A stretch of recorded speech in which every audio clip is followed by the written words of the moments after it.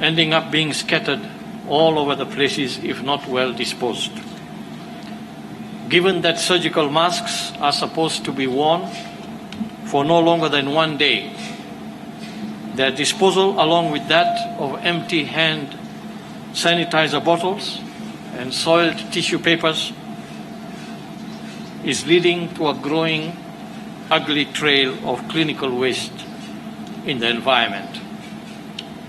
It is therefore important to be cautious on how we dispose of our face masks after use to avoid environmental hazards and transmission of other forms of infections from pathogens lingering on these discarded items. There is need to take extra precaution when it comes to disposal of these masks. In the midst of this pandemic, there may be a tendency to not consider the adverse health and environmental impacts of wanton and haphazard disposal of these products as if they were normal waste. Widespread discarded masks littering by the roadsides, on sidewalks, and in railway stations, parks, markets, bus stations, matatu termini, construction sites, etc., are becoming a common eyesore and a matter of concern. Health experts have determined that viruses and germs may remain attached to these disposed masks for various periods of time. Those who pick such discarded masks, particularly our children, are at risk of infections. There is also the danger of infection by those who come into contact with face masks blown by the wind. Careless littering and handling of COVID-19 medical waste and other forms of waste poses high risk of infection. Improper disposal, such as open-air burning, is both risky and also pollutes the environment. Such waste must be collected, treated, and disposed of properly to mitigate any adverse impacts on humans and animals, as well as on the ecosystems and biodiversity of the environment. The Ministry, in conjunction with county health officials, has been working to ensure the regular disinfection and cleaning of public places is carried out. This is being done by fumigation using disinfecting chemicals, applied using motorized spray pumps and fogging machines. Hazardous waste is being disposed of by incineration and, where applicable, in dump fill sites according to proper practices and procedures. Another we have talked about, mostly the common surgical masks. Looking around at the media out here, I can see that most of you are wearing the surgical mask. It's commonly used. But we also know that a large number of Kenyans are using cloth masks as well. These cloth masks still do provide some level of protection as long as you maintain your distance from each other. And these cloth masks are reusable. We urge those who use them to clean them, wash them. Maybe if you can have 2 pairs, you wash one every evening so that you can be able to use another one. They need to be washed and to be reused. So even these masks, cloth masks, need to be disposed of in a proper manner. In addition to the surgical masks, these masks too, being very close, covering your mouth and nose, will collect pathogens on them, and if not properly discarded, we will have the same problem. So whatever we have said applies to all forms of masks that we are wearing to protect ourselves. The general public is mostly wearing masks as a protective equipment. The other forms of protective equipment are usually used in health facilities, and there are procedures for disposal of that. But the masks that the common layperson wears is where we need to be concerned about how we dispose of them. Fellow Kenyans, going now to our COVID statistics. Today, 605 people have tested positive after sampling 4,547 samples over the past 24 hours. The number of COVID positive in the country now moves to 23,202.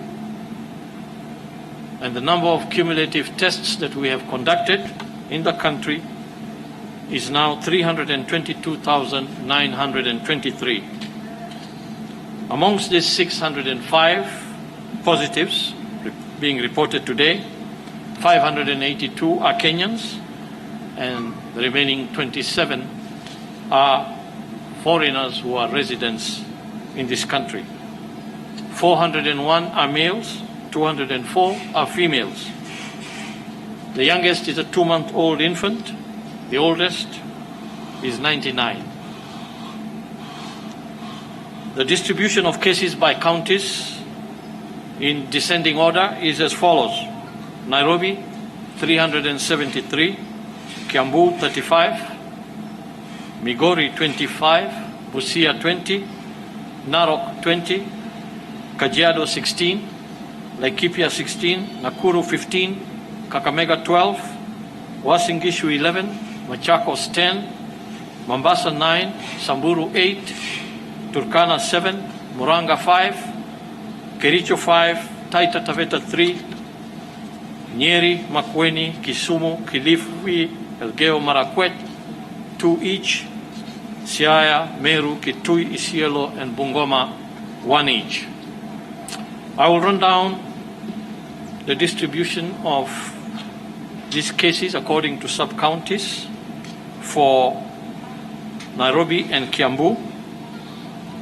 The cases in Nairobi, 373 cases, are from Langata, 79, Dagoretti, 36, Embakasi, 35, Westlands, 31, Embakasi South, 22, Kamkunji, 20, Embakasi West, 19, Kibra, 19, Dagoretti South, 18, Kasarani, 16, Makadara, 16, Ruaraka, 13, Roysambu, 11, Mathare, 10, Starehe, 10, Embakasi Central, 9, Embakasi North, 9. In Kiambu, we had 35 cases, 12 of these from Kiamba, 6 from Kikuyu, 5 from Kabete, 3 from Lari, 2 from Juja, 2 from Ruiru, 2 from Kiambu Town, 1 from Gatundu North, 1 from Limuru, and 1 from Thika. I will also give you a breakdown of the 25 cases in Migori. These are in Suna East, 11, Kuria West, 9, Awendo, 3, and Ururi, 2, while in Busia, the 20 cases are in Teso North, 15, and Matayos, 5. The rest of the distribution is in the document and the presser that will be distributed to you. Today, it's a delight for us to inform you that 587 patients have recovered from the disease. From this number, 500 are from the home-based care program, while 87 have been discharged from various hospitals, and this brings the number of recoveries so far to 9,327.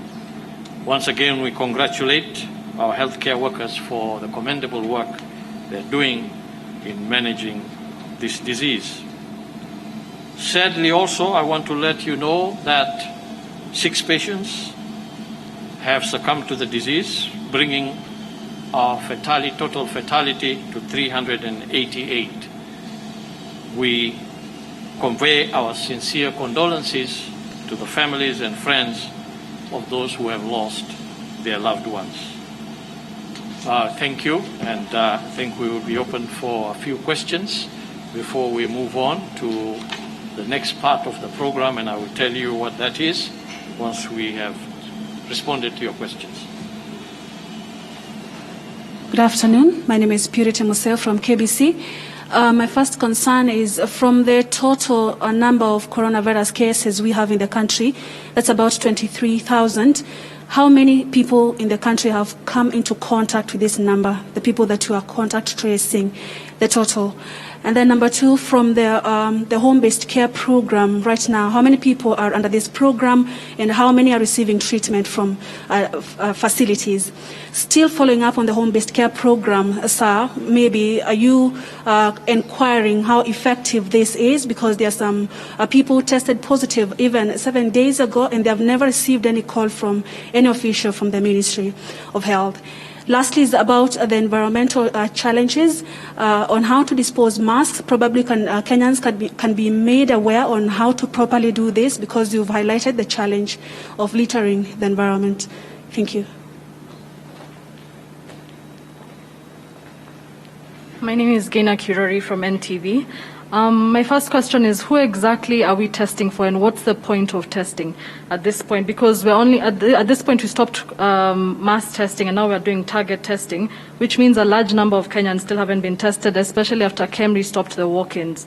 So for those who are also asymptomatic, they're being sent to home-based care, which means some of them might have to use a matatu or an Uber to get back home, which means there's that risk of spreading the virus to other Kenyans. So what's the point of testing if we're not necessarily containing the virus at this point? Is it just for the statistics or is there actually a point to the testing?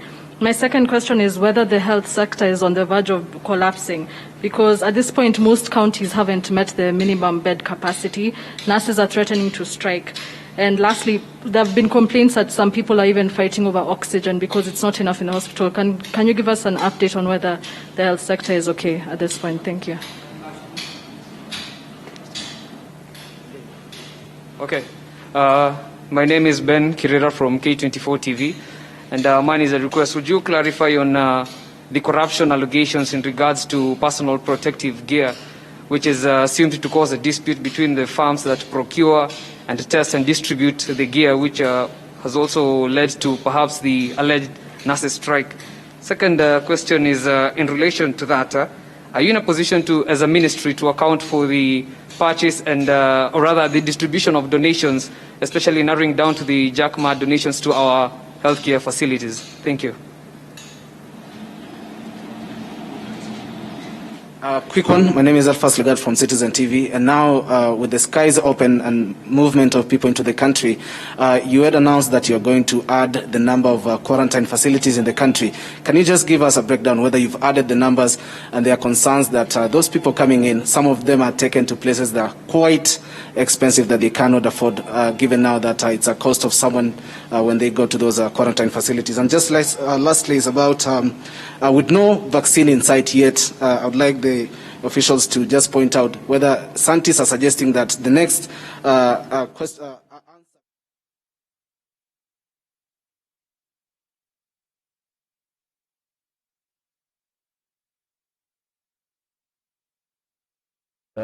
We agree that the House Business Committee may have looked at it.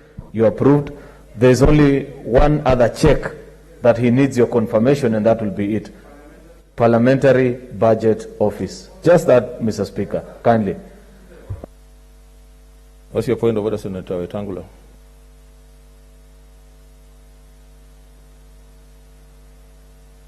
Mr. Speaker, the point of order by the Senator for Nairobi may be valid, but coming at the wrong time. The question before the House is whether we adjourn the debate or not.